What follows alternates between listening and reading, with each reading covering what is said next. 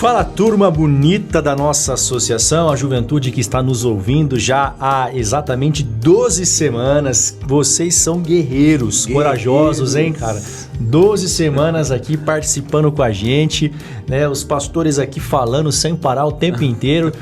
Alguns deles já nos ouvem nas igrejas deles, já nos ouvem agora no podcast semanal, né? Mas aqui é diferente, aqui é diferente, aqui né? é um papo, eu acho que isso aqui nos comprometeu, cara, porque os nossos jovens vão querer que a gente fale exatamente assim na hora de pregar também. Já pensou? Né? Mais contraído. Não, mas cada um tem o seu momento. Já né? pensou agora o pastor Reinaldo chegando lá no Espaço Novo Tempo Piracicaba e o pessoal, os anciãos dele, pastor King Naldo. Perdeu, acabou a moral, né, cuidado, cara? Hein, gente? Cuidado.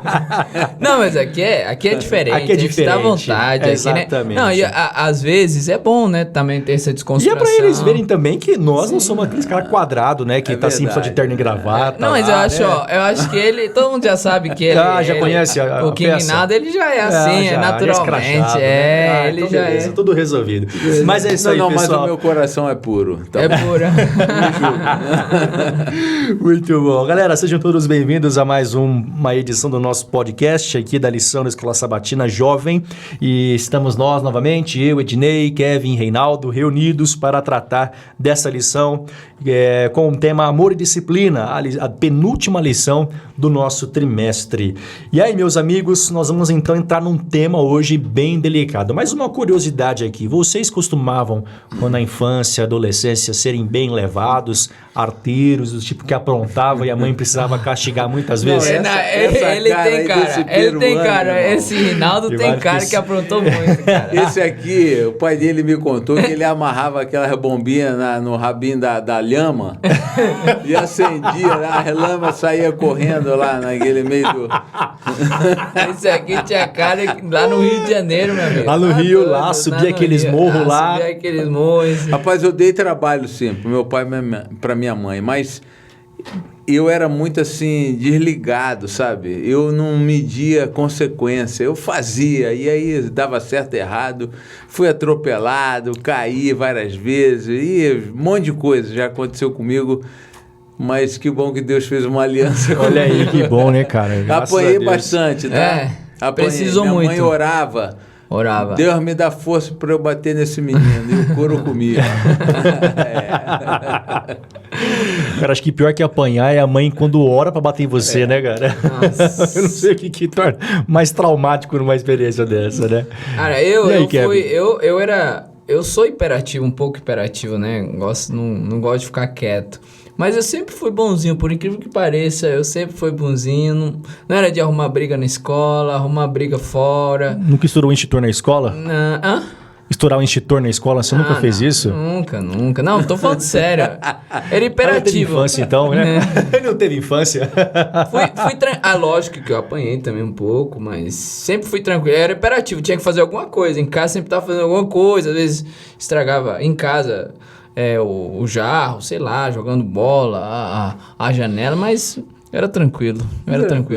Bom, e você, Ednei? Estourou, quer dizer que você estourou, né? Essa parte a gente pula, a juventude que tá me ouvindo aí, meus, né? Enfim, são coisas do passado, o velho homem. Mas, cara, eu não era do tipo de ser desobediente aos pais, mas o meu esquema era escola. Na escola, eu confesso que eu era o rei da bagunça mesmo, cara. E várias vezes diretoria... Já foi expulso da escola ou não? Eu não cheguei a ser expulso da escola, mas eu me lembro uma vez que meu pai passou uma vergonha comigo e ele chegou em casa descascando comigo depois disso. E minha mãe me deu uma surra depois também, cara. Porque o diretor da escola que eu estudava me convidou a me retirar da escola, porque dizia que eu não era adequado para aquele ambiente escolar. E olha só, depois daquele episódio, minha mãe me colocou no colégio adventista. Olha aí, ó. E a educação adventista... Aí você conheceu o evangelho? Ali, na verdade, assim, eu já era da igreja, né? Mas acho que foi ali que eu comecei a começar a ter uma experiência com Deus. E olha, tudo volta, hein? Tudo volta. Porque volta. Depois o Ednei, né? Se tornou professor na escola. Aí começou a viver o que ele fazia para os professores. Exatamente. Eu fui por 6 anos pastor de escola. Cara, 6 anos. E eu, vendo os alunos, eu falava, Você se via ali. Eu era aí. Eu era exatamente isso. Eu era exatamente isso. Mas teve conserto, né? Teve conserto. O interessante é a gente ver perceber que toda ação gera uma Uma consequência, né? Uma consequência. Se você pisa na bola, tem disciplina. Vamos falar sobre isso? Vamos. Vamos orar primeiro? Vamos. Kevin, dirige-nos em Vamos oração. orar. Querido Deus, nos ajuda a ter sabedoria para entender este tema. Às vezes tomamos decisões erradas e não entendemos as consequências. Não entendemos que muitas coisas que acontecem na nossa vida nos ajudam a aprender e a ser cada vez melhor.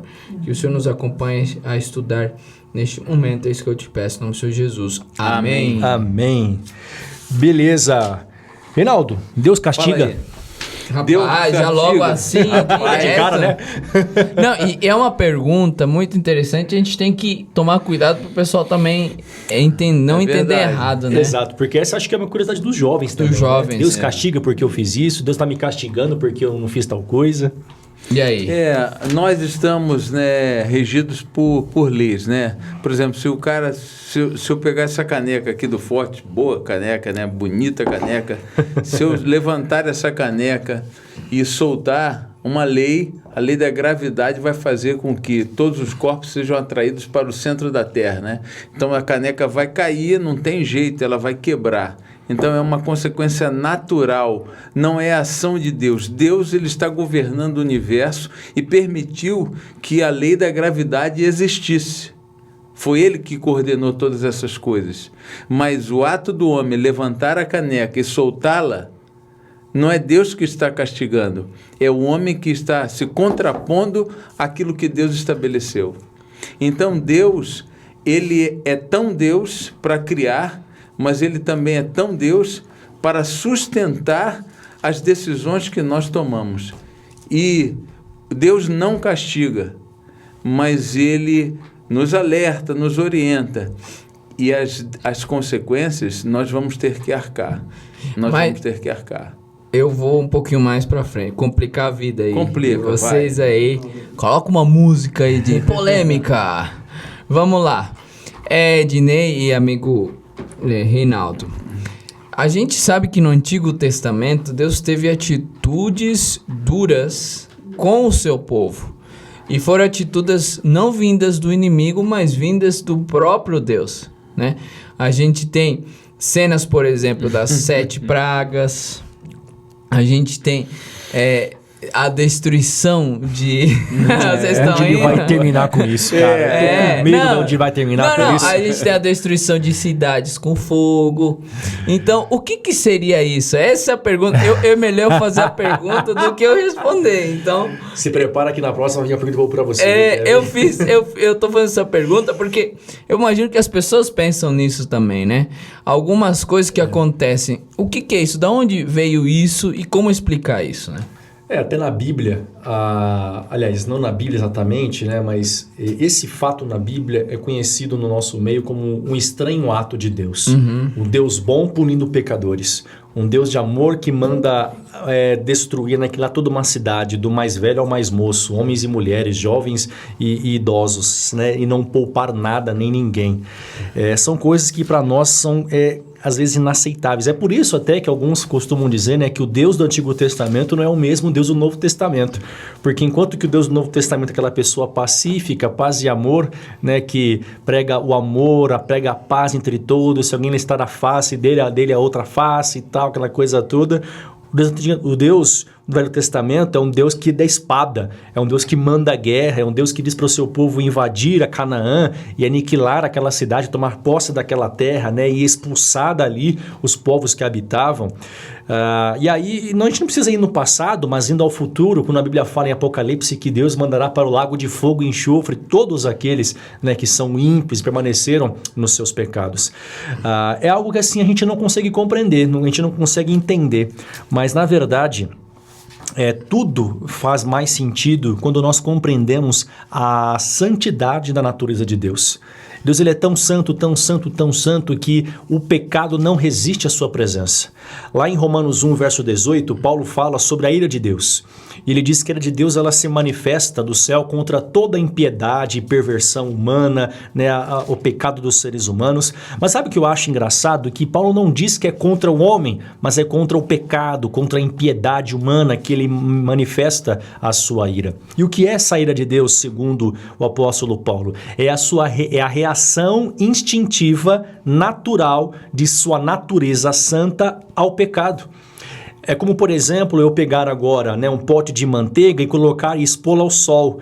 O sol não é culpado em derreter a manteiga, mas o sol ele tem um calor tão forte, um poder tão forte, né, de aquecer as coisas, que um material tão frágil como uma manteiga, né, vai amolecer e vai derreter, enfim, é diferente do barro, por exemplo, né, que se você expõe ao sol, ele endurece. Então, quer dizer, a questão não é o sol, a questão é o que você está colocando em contato com o sol.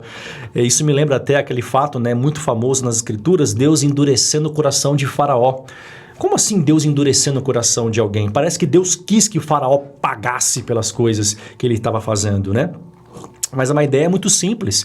Deus é tão misericordioso, a gente não entende, mas olha o conceito da Bíblia. Deus ele é tão misericordioso, que Deus nos dá aquilo que nós queremos. Quando Moisés ele comparece perante Faraó e diz, o meu Deus me enviou aqui para libertar o meu povo, o que ele diz? Não conheço o Senhor teu Deus e não vou deixar ir do teu povo. É a partir desse momento que a Bíblia fala que Deus ele endureceu o coração de Faraó. Por quê? Porque Faraó se endureceu primeiro. Deus deu a Faraó o que ele buscou, um coração endurecido. Lá em Romanos 1, verso 18, ali para frente, quando fala da ira de Deus, Paulo fala que por isso Deus entregou os homens às suas paixões. Por quê? Porque era o que eles queriam exatamente. Então, por que Deus castiga, vamos dizer, por que esse castigo, por que, né, dessa ira toda, dessa consequência do pecado?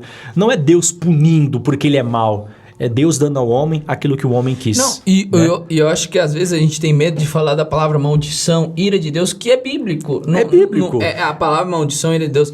Só que assim, quando a gente vê a ira de Deus, né? Quando a gente vê a palavra de ira de Deus, a gente lembra da ira do ser humano. E a ira do ser humano, ela é falha, é pecadora, ele traz coisas erradas. Mas quando a gente vê um Deus perfeito que quer corrigir o seu povo, que ama o seu povo, ele traz uma correção correta e justa. Não é a ira que a gente tem, a raiva, né? Aquela coisa pecaminosa que a gente tem. Acho que você vai lembrar. Irai-vos e não pequeis. Exato. Eu acho que vocês vão se lembrar das aulas do pastor Amin Rodor, quando ele dizia, né, a ira de Deus ela é affectos, não effectos, né? Então quer dizer, ela não é uma coisa sentimental, sim, mas é uma reação instintiva da natureza dele àquilo que está errado. A gente também fica sempre... Esse assunto também me incomoda. A minha mãe é uma senhora cristã já há muitos anos. A minha mãe, ela gosta muito de ler a Bíblia e ela sempre me fala, filho, eu não consigo entender isso, eu não consigo entender isso. E eu nem sempre tenho respostas satisfatórias para ela, porque eu também não tenho respostas satisfatórias para mim. Porque a gente parte do humano para o divino, né? E é como que a gente vai compreender as ações extraordinárias de Deus, né? Diferentes de Deus. Mas se eu fosse dimensionar o castigo de Deus dentro da minha esfera pessoal, como se só eu existisse nesse planeta, com certeza eu poderia traduzir muito melhor. Porque eu sei que Deus já permitiu muitas coisas acontecerem na minha vida, mas muito mais Ele deixou de cumprir até algumas coisas e me livrou de consequências de decisões que eu mesmo tomei, contrárias à vontade dele. Todas as vezes que Deus permitiu alguma coisa que, nesse contexto, eu chamo de castigo ao Reinaldo, Deus estava querendo me ensinar uma grande lição. Muito bom. Sim. Deus estava querendo me livrar. Vocês... tem um filhinho que é uma cachorrinha, né? A Amora. A amora é uma fruta aqui, né? É, mas tem nome de amora. Gostamos. Peruano come cachorro? Não, né? Então, Rapaz, esse cara aqui tá de brincadeira, né? não, porque Mas eu te perdoo, eu te os perdoo em chineses Cristo comem, Jesus. né? Exato. Pode ser, não. Eu mas... te perdoo em Cristo Jesus. Tá bom, tá perdoado. E no caso, você, Ednei, tem um filhinho, né? De 10 meses, 10 né? meses. 10 meses. Os meus já são adultos e muitas vezes eu tive que disciplinar os meus filhos. Mas pode ter certeza, eu digo para vocês, que dói mais em quem faz. É verdade. Quem corrige. Dói demais, mas tem algumas situações que o pai, por amor, ele vai ter que tomar uma atitude drástica. Sim. Ele vai ter que corrigir, ele vai ter que repreender, ele vai ter que colocar de castigo, ele vai ter que tirar alguma coisa. Ele tem que fazer isso por amor, prevenindo alguma coisa muito pior que possa vir a acontecer. Então eu vejo Deus dessa forma, repreendo e disciplino a quantos eu amo. Até em Hebreus 12, né, que é o tema, o texto central da lição, ali no verso de número 10, diz: Deus, porém, nos disciplina para aproveitamento, a fim de sermos participantes da sua santidade. Toda disciplina com efeito no momento não parece ser motivo de alegria, mas de tristeza. Ao depois, entretanto, produz fruto pacífico aos que têm sido por ela exercitados, fruto de justiça. Então, a disciplina de Deus, ela tem um papel positivo na nossa vida, né? Você citou aí, Reinaldo, Apocalipse 3, né? Repreende e disciplina aqueles a quem eu amo, e aqui em harmonia com Hebreus 12, 10. Então, vemos que até na disciplina Deus tem um propósito de salvação. Sim, o que eu queria comentar é para o pessoal que está nos ouvindo não confundir, né? Muitos falam assim, eu tô passando problemas, dificuldades, é uma disciplina de Deus. Eu tô com essa doença, foi castigo. É castigo. Cuidado, porque a maioria das vezes que acontecem, ou coisas negativas que acontecem na nossa vida, não é uma disciplina direta de Deus, é a consequência de um pecado que eu decidi fazer. Então, por exemplo, se você fuma ou bebe ou come, se alimenta mal, a consequência é que você vai acabar com a tua saúde e depois você tá mal com a saúde e fala, Deus derramou. Não é que Deus derramou, é que você não respeitou as leis de saúde. Então, tome muito cuidado com isso, porque a maioria das vezes realmente são decisões nossas erradas que a gente cometeu ao longo da nossa vida e que ao longo do tempo as consequências aparecem. Então, cuidado. Tem até pessoas, pastor, que acho que tá com gripe e já é ou evangélicos assim, bem extremistas nessa compreensão. Acho que é o inimigo porque tá com gripe ou é um castigo ou uma maldição de Deus. Não é assim, a Bíblia não fala isso. Então, cuidado com esse pensamento. Até em tempos de pandemia, é bom nós frisarmos, né, que é comum você ouvir por aí afora também a ideia de que isso é castigo de Deus, né, por causa disso e daquilo. E nem sempre é Deus de fato, né, mas são coisas naturais do próprio ser humano. O homem, ele acaba com a natureza, o homem, ele deixa tudo arruinado, ele destrói o seu próprio meio habitat, ele se alimenta, né, exatamente de coisas que não se deve. E aí Deus é culpado depois? O cara fuma 30 anos, aí ele desenvolve um câncer de pulmão. Deus está castigando ele ou será que é consequência da vida desenhada que ele levou? Então é bom diferenciar o que é disciplina de Deus daquilo que é consequência dos nossos atos, né? É importante ter isso em mente para a gente não colocar tudo na conta de Deus. Sim. Porque nem tudo de fato veio de Deus. Né? Deus, ele ama o pecador e odeia o pecado. Então, no final de toda essa história, que é o plano da redenção, que vai culminar o momento marcante da história, que é a segunda vinda de Jesus, o pecado vai ter que desaparecer. O pecado não pode reinar para sempre. E Jesus já disse isso. Então, se o pecador ele não quiser se afastar do pecado, a destruição determinada ao pecado vai atingir o pecador. É isso? Exato. Ele vai cair, né? Vai incorrer nas consequências do seu pecado, que é a destruição do mesmo. E naturalmente, se ele vive no pecado, ele é destruído junto com o pecado, né? Sim.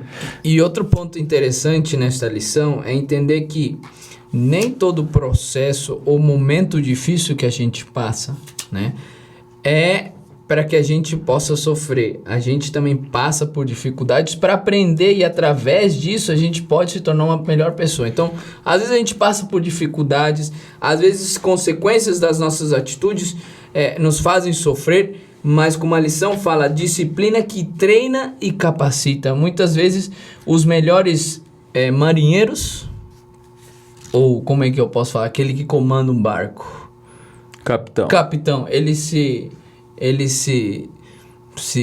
melhoram quando? No mar tranquilo? Não, no meio da tempestade. No meio da tempestade, né?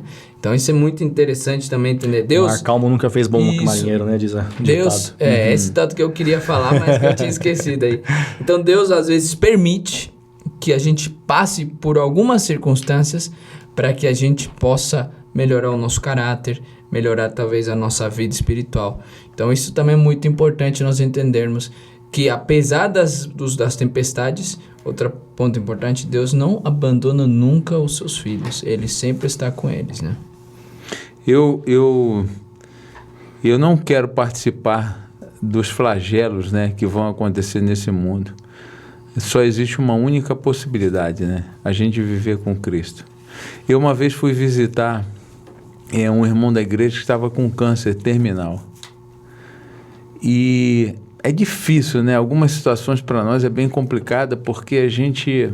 O que eu vou falar numa situação dessa, né? A pessoa está cheia de problema emocional, físico, é a família e tal. Eu cheguei lá para visitar esse irmão, e eu comecei a bater um papo com ele e tal. E chegou aquela hora, né, de eu levar o conforto para ele, com um texto bíblico, prepará-lo, né, para aquele momento em que ele deixaria de viver, que estava chegando esse momento. Os médicos já haviam desenganado ele. E aí ele como que me interrompendo, né?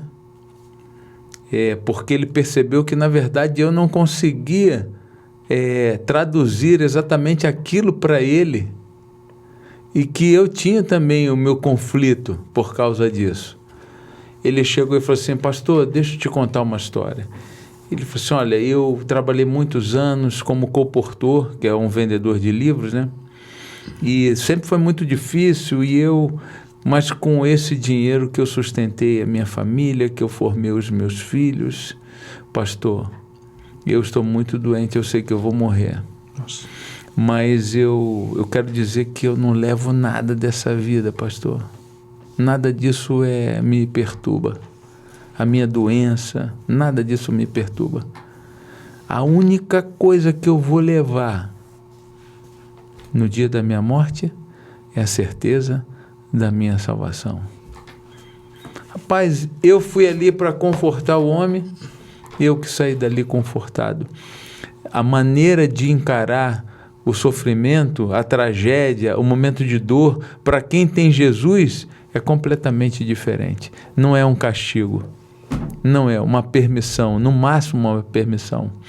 Mas para aquele que não aceita Jesus, eu disse isso essa semana para uma pessoa, e fui duro mesmo. Até minha esposa falou assim: você falou isso? Eu falei. Que a pessoa disse: eu não quero. Eu falei assim: beleza, você não precisa mais me convencer de que você não quer Jesus. Eu já entendi, você não quer Jesus. E eu disse assim: olha, então faz o seguinte, aproveita bastante esses dias que você ainda tem para viver, porque é só isso que você vai ter. Porque quando Jesus voltar, pode se preparar. Você vai morrer, a sua família vai morrer.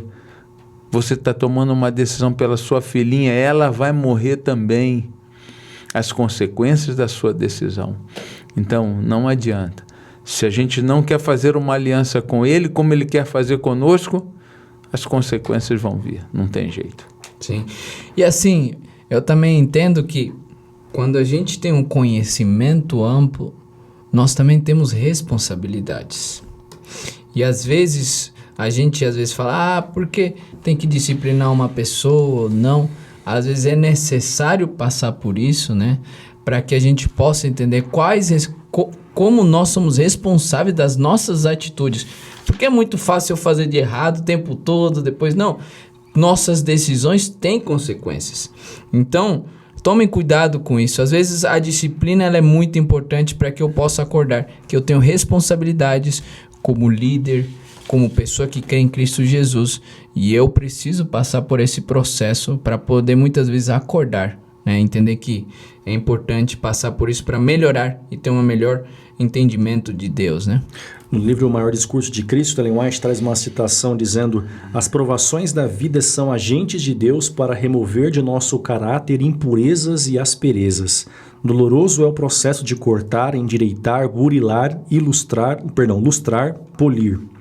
É difícil ser pressionado na pedra de polimento, mas a pedra depois é apresentada pronta para ocupar seu lugar no templo celestial. O mestre não realiza um trabalho tão cuidadoso e completo usando material imprestável. Só as suas pedras preciosas são polidas como colunas de um palácio. Isso aí é Tremendo, top, hein? Né? Eu acho que resume bem, né, aquilo que nós temos discutido até esse momento. E o ponto mais importante é o jovem se lembrar que a palavra de Deus mesmo nos diz, né, que todas essas provações que nós passamos, a disciplina mesmo, elas têm como princípio forjar o nosso caráter, né, preparar-nos e nos dar mais perseverança, né? Elas nos tornam mais perseverantes para que a gente então resista até o fim e desta forma seja salvo, né? Bom, meus amigos, chegando aqui ao grande finale, né? Diante de tudo aquilo que nós falamos, como é que um jovem ele pode, na provação, tirar proveito para a sua vida espiritual? O que ele pode fazer? Como é que ele pode entender essa realidade, né, da disciplina, as provas da sua vida, para que isso sirva como um crescimento e amadurecimento na fé e não como talvez ele entenda como um castigo de Deus ou algo que o está afastando do Senhor? Eu acho que muitas vezes nos problemas e nas dificuldades que a gente começa a depender mais de Deus. Talvez não deveria ser assim, né? Mas muitos só começam a depender de Deus nos problemas, nas dificuldades. Então, eu acho que isso nos leva a entender que a gente não é ninguém. De manhã a gente está bem, à noite a gente está chorando. De manhã a gente não tem nada e à noite a gente tem uma doença terrível. E isso nos faz mais dependentes de Cristo Jesus. Isso nos ajuda a entender que nós não somos ninguém. Nós, por dinheiro que tenhamos, por saúde que tenhamos, isso um dia vai acabar. Então, eu acho que esse processo de dependência nesses momentos difíceis é que nos ajuda a entender mais que precisamos estar mais perto de Deus, né? Eu tenho 2 filhos, né? Um casal. Mas era para nós sermos... Era para eu ter 4 filhos. Eu perdi 2 filhos. A minha filha agora, no início desse ano, perdeu um filho também. Então, a gente não consegue entender algumas coisas. Mas a gente fica se perguntando e a gente vai perguntar a vida toda por que isso, por que isso. Mas eu tenho assim, a minha recompensa lá no céu, eu não vou estar apenas com o Reinaldo e a Natália. Eu vou estar com os meus 4 filhos. Eu vou estar com o meu neto também. Olha que benção. Que benção. Entendeu? Então há uma recompensa. Coisas que eu não sei entender, não sei explicar, mas vale a pena, sabe? Jovem, vale a pena você ficar com Jesus. Porque eu tenho muito mais histórias para contar do amor, da misericórdia, da graça dele na minha vida. Maravilha. Bom, e aqui eu quero deixar uma frase. Se você for chamado por amor de Cristo a passar pela fornalha ardente, Jesus estará ao seu lado como esteve com os 3 fiéis em Babilônia. Às vezes, né, ouvindo aí a experiência do pastor Reinaldo, às vezes a gente está numa fornalha. E é difícil passar pela fornalha. A gente não aceita, não compreende, a gente não tem, assim... né, é uma coisa inexplicável. São muitas coisas que nos levam à fornalha. Uma crise familiar, um acidente na família, uma tragédia, uma doença, o falecimento de alguém querido, uma perda. Algum erro cometido você se sente, né, culpado. Se sente culpado. Ou que outras pessoas estão te julgando. Exatamente. Por causa disso. Mas aqui nós temos um consolo. Assim como aquele 4º homem na fornalha estava ali presente, né, impedindo que nem um fio de cabelo fosse chamuscado pelas labaredas daquela fornalha, Deus vai estar conosco também em todas as circunstâncias. Então lembre esse jovem, Salmo 23, verso 4, né? O Senhor é meu pastor, mas lá diz que ainda que eu ande pelo vale da sombra e da morte, eu não temerei porque tu estás comigo. O vaso, para ele se tornar vaso, ele é formado e depois ele precisa passar pelo fogo. Depois do fogo que ele se torna um vaso forte, né? É verdade. Então pode também ilustrar que às vezes a gente precisa passar por isso pra gente se tornar cada vez mais Cola forte. com Jesus, né? Agarra Jesus, anda com Jesus, porque nesse mundo tereis aflições, né? É Ele verdade. disse, né? Mas tem de bom ânimo. Eu venci. Então, isso ninguém vai tirar de nós, a salvação, a não ser as nossas escolhas. E o maior castigo não é Deus que vai aplicar em mim, sou eu que vou aplicar por conta das minhas escolhas. Se eu não fizer a escolha de estar com Ele, é inevitável. Eu vou me perder, eu vou sofrer a morte eterna. E muito bem, meus amigos, e com esses relatos aqui bonitos e com essas mensagens de consolo, terminamos mais um podcast, a nossa penúltima. Semana que vem, não falte, não perca o nosso último encontro. Rapaz, vou sentir saudade, hein? Senti saudades. Olha aí, cara, estamos terminando uma Verdade, temporada. Foi muito bom. E foi muito bom, mas semana que vem, o nosso momento final, O tem mais grande ainda. convite. O grande convite. Então, vamos participar, não se esqueçam, beleza? Vamos então encerrar orando mais uma vez, falando com o nosso Pai do Céu. Por favor, Reinaldo. Maravilhoso Deus, nós te agradecemos, Senhor, por estarmos vivendo esse momento. E obrigado porque temos certeza de que o Senhor está aqui conosco. Amém. Obrigado, Senhor, porque o Senhor tem esclarecido a nossa mente, o Senhor tem trazido conforto ao nosso coração, o Senhor nos cerca por detrás e por diante. Obrigado, Deus, porque entendemos que não há vida sem o Senhor, não há vida sem Cristo. E com Cristo somos capazes até de atravessar o vale da sombra e da morte. É verdade que não entendemos muitas coisas que aconteceram ou deixaram de acontecer na nossa vida, que chamamos como se fossem os castigos de Deus. Nós sabemos que na tua natureza não há ira, não há pecado, não há rancor. Então, Senhor, nos perdoe se em algum momento nós interpretamos mal as tuas atitudes. Mas te pedimos, Senhor, que o Senhor nos livre da morte eterna. Por favor, não desista de nós. Não desista dessa pessoa, desse jovem que está ouvindo isso agora. E, por favor, dê forças a ele, a ela, se livrarem desse mal, abandonarem Satanás e viverem com Cristo, para que no dia da sua volta a recompensa possa ser o convite de estarmos juntos por toda a eternidade. É o que nós te pedimos, te agradecemos em nome de Jesus. Amém. Amém. É isso aí, pessoal. Ficamos por aqui. Um abraço e até a próxima semana. Valeu, Até gente. a próxima. Até mais. Tchau. Tchau.